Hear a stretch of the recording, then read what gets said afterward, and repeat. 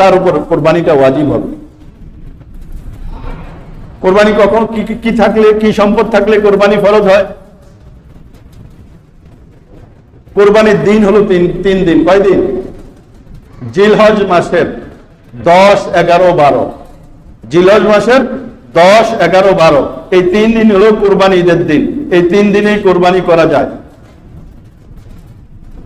এই 10 তারিখ সকাল থেকে নিয়ে 12 তারিখ সন্ধ্যা পর্যন্ত, 10 তারিখ সূর্যোদয় থেকে নিয়ে 12 তারিখ সন্ধ্যা পর্যন্ত, এই 3 দিনে যদি কারো কাছে সদকায়ে ফিতর আদায় করা পরিমাণ সম্পদ থাকে, যেই পরিমাণ সম্পদ